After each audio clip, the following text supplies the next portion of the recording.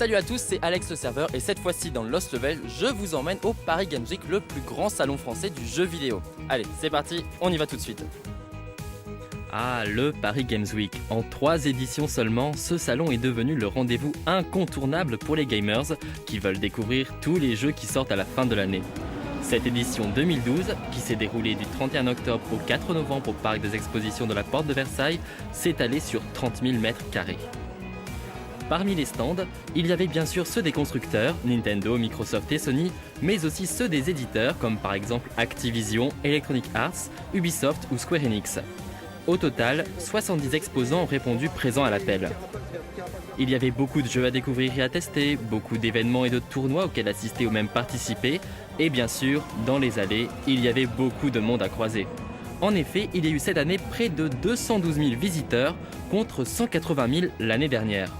La plupart des joueurs s'étaient d'ailleurs donné rendez-vous en famille ou entre amis pour tester les gros titres prévus pour Noël, comme par exemple le sacro-saint FIFA annuel qui a su attirer de nombreux amateurs du ballon rond virtuel. Et oui, les jeux de foot ont beau sortir chaque année, les fans sont toujours aussi pressés de poser les doigts sur les boutons. Ouf, qu'on se rassure, c'est toujours aussi bon. Alors, s'il y avait un titre à retenir de ce salon, pour moi, le jeu à retenir sur le salon, c'est clairement SimCity, où il n'y a que le tutoriel de disponible, mais c'est le meilleur tutoriel que j'ai jamais fait de ma vie et qui m'a super donné envie d'y jouer un peu plus. Et j'ai été très frustré en le finissant, ce qui est plutôt bon signe. Ah mais oui, SimCity, probablement l'une de mes séries préférées. Après un SimCity Société qui n'aura pas su convaincre, la série de gestion revient dans le giron de Maxis. Nouveau moteur, nouvelle mécanique, mode multijoueur, cet épisode promet des centaines d'heures de bonheur. Promenons-nous du côté de chez Sony où l'on a pu apercevoir de jolis véhicules familiers. Et oui, il s'agit bien de la voiture de Sackboy devenue pilote pour Little Big Planet Karting. Cette fois-ci, le titre mélange course et création pour satisfaire les joueurs les plus inventifs. Et c'est toujours aussi mignon. Le succès surprise de l'année dernière, Skylanders, est de retour cette année avec un nouvel épisode, Skylanders Giants. Et qui dit nouvel épisode dit forcément nouvelle créature, comme Pop Fizz que vous voyez là, ou encore l'imposant Trirex. Oui, c'est un géant comme vous pouvez le voir. Les géants sont en effet la petite nouveauté de cette suite. Plus grands, plus puissants, ils sont capables de soulever des rochers, casser des barrières et terrasser les ennemis en un clin d'œil. Si vous possédez le premier épisode, sachez que votre portail magique ainsi que toutes vos créatures sont compatibles avec Skylanders Giants. Mieux encore, les statistiques et l'argent amassé sont conservés. Et oui, elle est pas belle la vie. De quoi satisfaire petits et grands. Allez, laissons les Skylanders poursuivre leur aventure et reprenons de notre côté notre visite du Paris Games Week 2012. Prochain arrêt, le stand Dance Central 3 et son ambiance de folie. Tirant parti de la reconnaissance faciale de Kinect, ce jeu de danse est le partenaire idéal des soirées entre amis. Alors n'ayez plus peur de mettre le feu sur le dance floor. Juste à côté, on retrouve l'une des séries phares des jeux de course, Forza, avec l'épisode Forza Horizon. Les joueurs présents sur le stand ont eu la chance d'essayer le jeu avec la panoplie complète du gamer conducteur, siège en cuir, volant, pédalier. Ah, attention mademoiselle, il vaut mieux utiliser le pouce gauche, là, voilà. Bien, alors Forza Horizon, c'est quand même plus de 120 voitures à piloter dans un monde ouvert inspiré du Colorado. Tout est dit, il n'y a plus qu'à prendre le volant. Et nous reprenons la route vers le stand Capcom où l'on pouvait admirer de grands joueurs s'affronter à Super Street Fighter 4. Des champions de toute la France et de toute l'Europe étaient venus participer au tournoi, commentés par des experts du domaine comme Ken Bogart, Asenka ou Yamato. Alors moi, je ne vous cache pas que les jeux de combat, je n'y connais pas grand chose et je suis même carrément nul, mais c'était drôlement impressionnant à voir et le public était totalement électrisé. Et des tournois, il y en avait effectivement beaucoup sur ces quelques jours. Sur le stand de l'ESCWC, Electronic Sport World Cup, de très nombreux spectateurs admiratifs étaient venus assister à des championnats nationaux et même mondiaux de Trackmania ou Shootmania. Et quelques clics plus loin, c'était Chipsenoy qui commentait le tournoi League of Legends. Mais il n'y en a pas que pour l'excitation et la course à la victoire, non. Il y en a aussi pour le calme et la contemplation grâce à l'exposition Final Fantasy, célébrant les 25 ans de cette série mythique. Alors Diane, tu as participé à cette exposition, peux-tu me dire quelle a été ta démarche ? On voulait montrer pour les 25 ans en fait toute la dimension artistique qu'il y a derrière ce jeu vidéo qui est quand même extrêmement féerique, fantastique. Et c'est surtout que vous pouvez suivre sur 25 ans toute l'évolution graphique en fait du jeu vidéo. Donc c'est vraiment ce qu'on a voulu montrer dans cette exposition. Ah, merci Diane et merci Art Ludique, c'est vraiment magnifique. Bon, vous connaissez la musique, à chaque salon il y a du cosplay. Le Paris Games Week ne fait pas exception avec de très beaux spécimens qu'on aimerait bien ramener chez soi. Bonjour, cher Poison. Alors, jeux vidéo oblige, il y avait également des babes, mais cette année, elles savaient particulièrement bien se défendre. J'ai failli me faire coffrer par la Fashion Police à cause de mon sweatshirt rose, mais heureusement, après quelques explications, les malentendus étaient dissipés. Ouf, on a pu reprendre notre exploration du salon. Alors, quelle sera la prochaine étape du Paris Games Week ? Le Paris Games Week, c'est aussi l'occasion pour la première fois de tester la Wii U. Le public français va enfin pouvoir tester les jeux que tout le monde attend pour la fin décembre. Et donc forcément, il y a New Super Mario Wii, Zombie U, The Wonderful 101 qui est un petit coup de cœur. Pas mal de jeux finalement. Alors j'espère qu'évidemment il y aura la foule. En plus, le stand est à l'entrée du Paris Games Week. Donc vraiment, je pense que les gens vont se masser, se presser pour découvrir ces nouveaux jeux. Last but not least, comme on dit, et oui, la vraie star de cette édition 2012 du Paris Games Week, c'était bien sûr la nouvelle console de salon de Nintendo, la Wii U, dont on peut apercevoir le fameux gamepad, cette manette de jeu dotée d'un écran tactile. Quelle chance de pouvoir essayer une console avant sa sortie officielle! Au menu de cette dégustation, il y avait le très attendu New Super Mario Bros. U. Évidemment, je me suis empressé de sauter sur la Wiimote pour pouvoir tester le jeu dans la peau du plombier, tandis que mon acolyte faisait apparaître des blocs et éliminer les ennemis à l'aide de l'écran du gamepad d'une simple petite pression du pouce. Alors bien sûr, vous pouvez aider votre coéquipier, mais vous pouvez aussi lui mettre des bâtons dans les roues si vous vous sentez l'âme d'un petit filou. Hop, un bloc qui bloque. Autre titre Wii U à tester sur le stand, la compilation d'épreuves Nintendo Land. Véritable hommage à plusieurs grandes licences de la firme japonaise, Nintendo Land réutilise des univers bien connus pour mettre en avant la variété des gameplays proposés par le gamepad. C'est un peu le nouveau Wii Sport. Ce que l'on retient bien sûr de ce premier essai de la Wii U, c'est la polyvalence de sa mablette qui permet d'ouvrir de nouveaux horizons en termes de jouabilité. Ah, bravo Mario, c'est le one-up. Et quand on voit la foule qui était venue essayer la console, on se dit que ça fonctionne plutôt bien. Bon, la visite est presque terminée, mais heureusement, il est possible de garder un souvenir du salon grâce aux nombreuses boutiques qui proposent des produits dérivés, comme des t-shirts et des tas de goodies à l'effigie de nos héros préférés.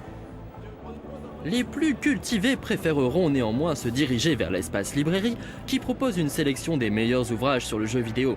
Des encyclopédies aux beaux livres d'images, en passant par les thèses, on trouve de tout. Et en plus, on peut les faire dédicacer par certains auteurs qui sont venus partager leur passion. Là, par exemple, derrière ces deux livres explorant le lien entre cinéma et jeux vidéo, se cache le sympathique Alexis Blanchet, très occupé à discuter avec un fan tout aussi sympathique. Voilà, le Paris Games Week 2012, c'est déjà fini. Heureusement, on pourra revenir l'année prochaine. Mais finalement, le Paris Games Week, qu'est-ce que c'est exactement ? Et c'est surtout l'occasion de voir des gens super sympas et de se plonger dans cet univers qu'est le jeu vidéo qui est si convivial. Ah, merci Salomé, merci petit Angry Bird. Allez, on se retrouve très bientôt pour un nouveau Lost Levels. Et d'ici là, évitez le game over.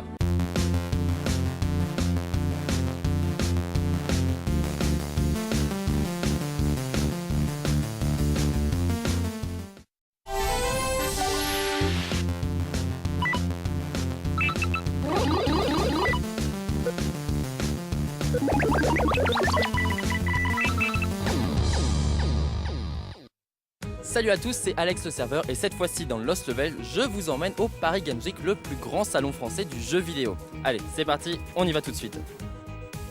Ah, le Paris Games Week. En 3 éditions seulement, ce salon est devenu le rendez-vous incontournable pour les gamers qui veulent découvrir tous les jeux qui sortent à la fin de l'année. Cette édition 2012, qui s'est déroulée du 31 octobre au 4 novembre au parc des expositions de la Porte de Versailles, s'est étalée sur 30 000 mètres carrés.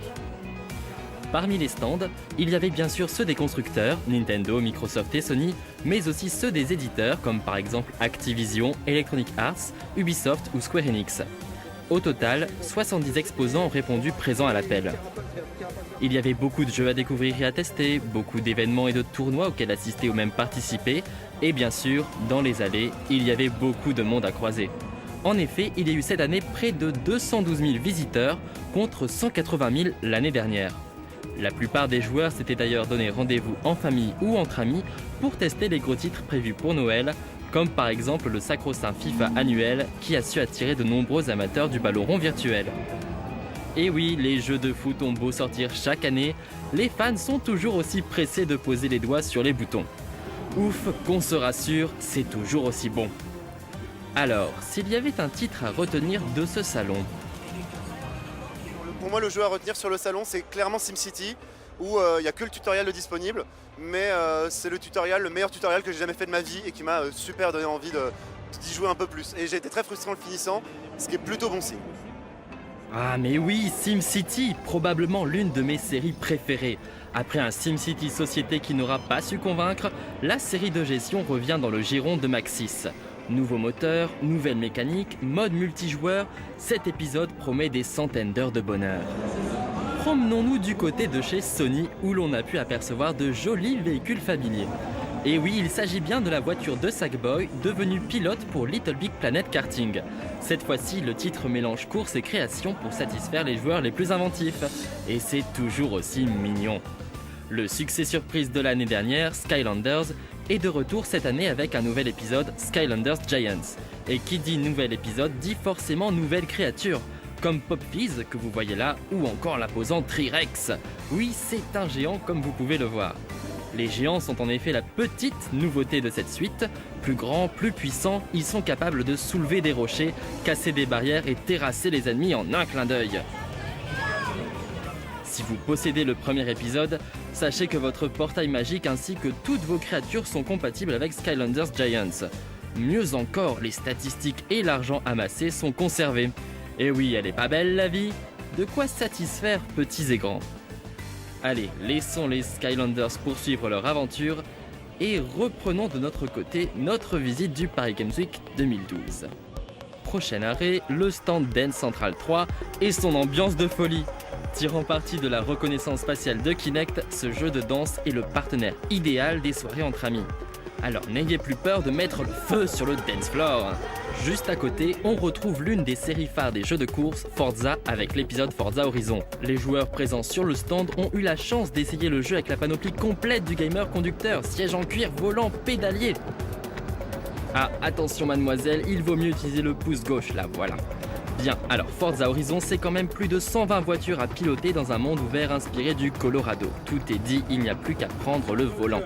Et nous reprenons la route vers le stand Capcom où l'on pouvait admirer de grands joueurs s'affronter à Super Street Fighter 4. Des champions de toute la France et de toute l'Europe étaient venus participer au tournoi, commentés par des experts du domaine comme Ken Bogart, Asenka ou Yamato. Alors moi, je ne vous cache pas que les jeux de combat, je n'y connais pas grand chose et je suis même carrément nul, mais c'était drôlement impressionnant à voir et le public était totalement électrisé. Et des tournois, il y en avait effectivement beaucoup sur ces quelques jours. Sur le stand de l'ESCWC, Electronic Sport World Cup, de très nombreux spectateurs admiratifs étaient venus assister à des championnats nationaux et même mondiaux de Trackmania ou Shootmania. Et quelques clics plus loin, c'était Chips et Noy qui commentait le tournoi League of Legends. Mais il n'y en a pas que pour l'excitation et la course à la victoire, non. Il y en a aussi pour le calme et la contemplation grâce à l'exposition Final Fantasy, célébrant les 25 ans de cette série mythique. Alors Diane, tu as participé à cette exposition, peux-tu me dire quelle a été ta démarche ? Alors, on voulait montrer pour les 25 ans en fait toute la dimension artistique qu'il y a derrière ce jeu vidéo qui est quand même extrêmement féerique, fantastique. Et c'est surtout que vous pouvez suivre sur 25 ans toute l'évolution graphique en fait du jeu vidéo. Donc c'est vraiment ce qu'on a voulu montrer dans cette exposition. Ah merci Diane et merci Art Ludique, c'est vraiment magnifique. Bon, vous connaissez la musique, à chaque salon il y a du cosplay. Le Paris Games Week ne fait pas exception avec de très beaux spécimens qu'on aimerait bien ramener chez soi. Bonjour cher Poison. Alors jeux vidéo oblige, il y avait également des babes, mais cette année, elles savaient particulièrement bien se défendre. J'ai failli me faire coffrer par la Fashion Police à cause de mon sweatshirt rose, mais heureusement après quelques explications, les malentendus étaient dissipés. Ouf, on a pu reprendre notre exploration du salon. Alors, quelle sera la prochaine étape du Paris Games Week ? Le Paris Games Week, c'est aussi l'occasion pour la première fois de tester la Wii U. Le public français va enfin pouvoir tester les jeux que tout le monde attend pour la fin décembre. Et donc forcément il y a New Super Mario Wii, Zombie U, The Wonderful 101 qui est un petit coup de cœur. Voilà, pas mal de jeux finalement. Alors j'espère qu'évidemment il y aura la foule. En plus le stand est à l'entrée du Paris Games Week. Donc vraiment je pense que les gens vont se masser, se presser